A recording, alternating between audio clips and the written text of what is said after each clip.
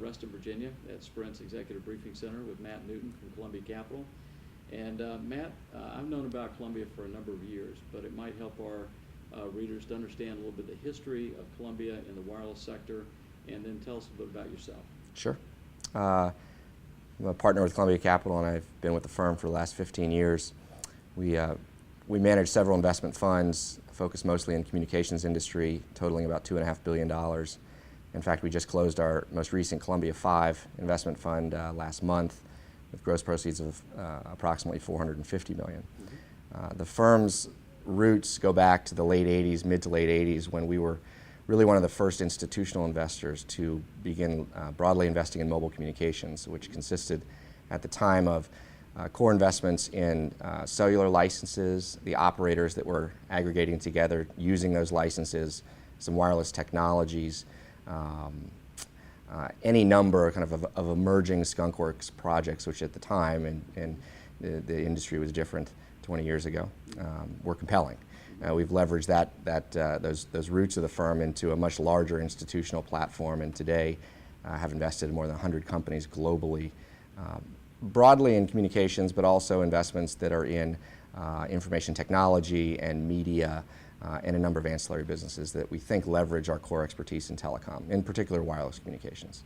What are some of the most notable investments Columbia has made over the past 20 years? So the firm's formative investment was, in fact, an investment in Nextel Communications. We were an investor in the original license aggregation process. We are one of the more active investors in the actual service provider universe. Core investments where we've had great success include Metro PCS. As I said, Nextel. We were a formative investor in XM Satellite Radio based here in Washington, which was a great success story. These days, we've leveraged into the tower business and into the fiber business. We're a formative investor, lead investor in a company called Zayo, which is an emerging fiber optic and broadband provider. It's doing extremely well. Are there any specific themes that you have outlined for your new fund? Yeah, we do. So holistically, it's broadband demand, and on a global basis. And the way we are looking to capitalize on sort of the insatiable broadband demand at the consumer and enterprise level is investing in those businesses that own critical infrastructure assets that can be leveraged by network providers, any number of provider businesses to sell bandwidth to end users. We also like to own, in addition just the asset-oriented businesses, we like to own the subscription managers, the company with the billing relationship to an end user. And so by way of example, those asset companies would include fiber optic networks, microwave networks, wireless licenses, tower infrastructure, things that in our mind are truly critical infrastructure. And the subscription businesses would be mobile operators, telephone companies, internet providers, data center operations, things that manage a recurring revenue relationship with a customer base, very sticky relationships. What % of the new fund has been allocated to earlier stage or venture funding versus later stage traditional private equity funding? So we have a stage agnostic orientation, and we are able to fine-tune that based on the compelling opportunities that we see at any point in time. For the most part, we'll be a growth stage-oriented investor. Build-ups, a number of acquisitions-driven organizations, and businesses experiencing a real steep growth curve. We will invest selectively at the formative and very early venture stage, and we'll do an occasional investment at a later stage, likely to be a larger investment. Okay. How do you keep track of deals, or how do you track deals globally? Sure. It's probably the biggest challenge in our particular firm, in that we are based largely in the United States. We have an investment partner in India. We have a number of core investments in Europe. We are a large investor in a mobile operator in Canada, a number of other investments around the world. We are managing that thesis today remotely, which means we're spending a lot of time on airplanes, and that's difficult. It's a firm evolution. We're expanding the firm. We're taking the knowledge base that we've gathered in 20 years in mobile in the U.S. The growth opportunities, obviously, that we see are global in this day and age, and so we're going through that growth phase as well. Anything in China? We have we do have a wireless spectrum license pursuit underway in China with that's a little under the radar. I think we're very cautious about entering that market. Spectrum is an area that we know extremely well. So, thank you.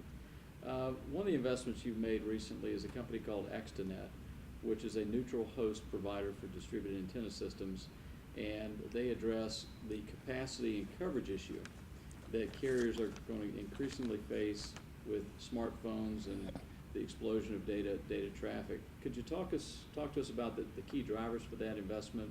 Sure. And where you see that business playing out over the next 3 to 5 years? Sure. We invested in Extenet in 2004. It's grown to become the leader in outdoor and indoor neutral DAS solutions sold to mobile operators. Mm-hmm. And when we originally invested in the business, the coverage theme was significantly more prominent than it may be today. It was really filling in white spaces, addressing particular carrier niche solutions across the country.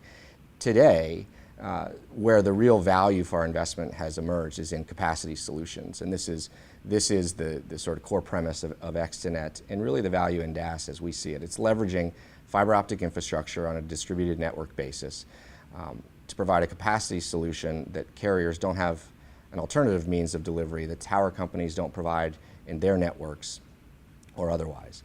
Mm-hmm. We certainly see the multi-tenant economic model as compelling, and that's been a premise from the beginning.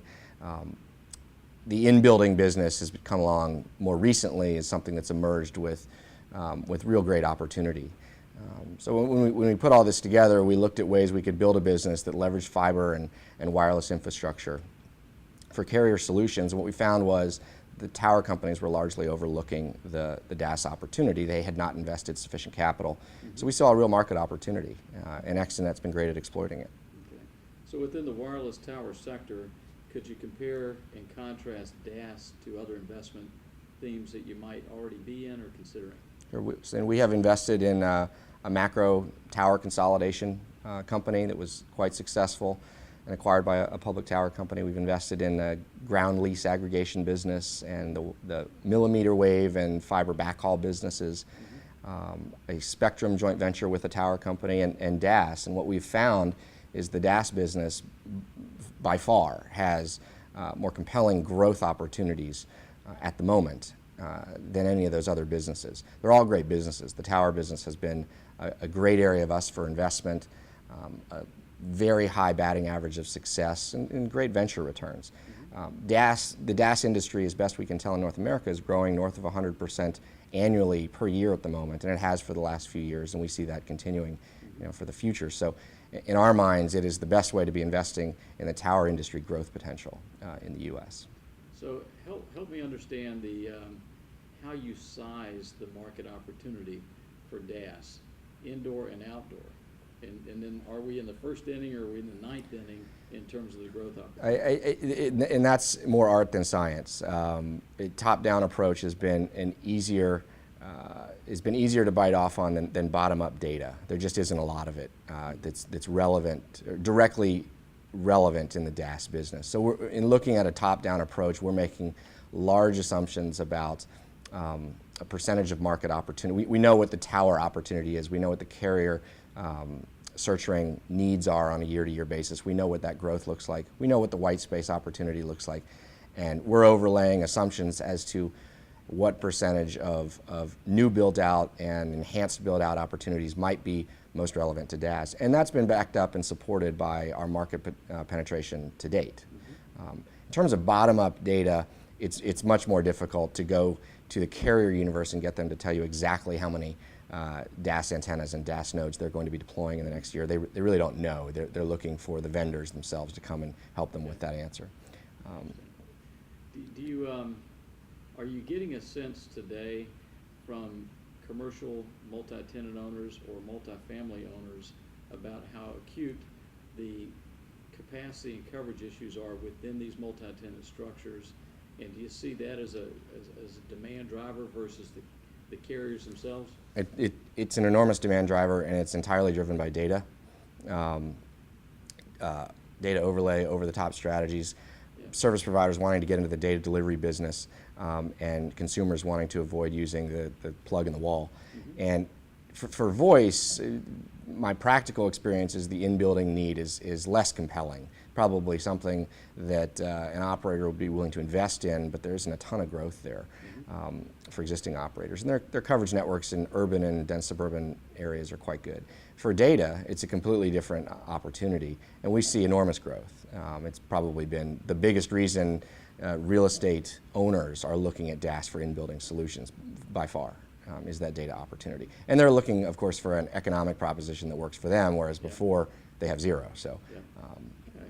And then Columbia has invested in companies that focus on the enterprise space, and you mentioned consumer space, but on the enterprise space, now that we have mobile IP architectures and you've got this in-building issue, are you able to take some learnings from investments in companies like Mindshift that was enterprise focused and started to see some demand drivers for DAS in in-building type scenarios? I'm not sure if it's specific demand driver for DAS, but what we're seeing from the enterprise is a large-scale shift to cloud computing, and cloud computing is necessitating enormous bandwidth requirements for the end users. They're looking for handset, laptop, and mobile device functionality that's equivalent to a desktop and in-office environment, and they want it anytime, anywhere.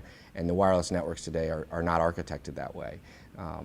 The macro cell site networks, largely owned by the tower companies, are really not architected that way. They're largely served by copper infrastructure without broadband backhaul. So DAS is an ideal solution for those types of enterprise services.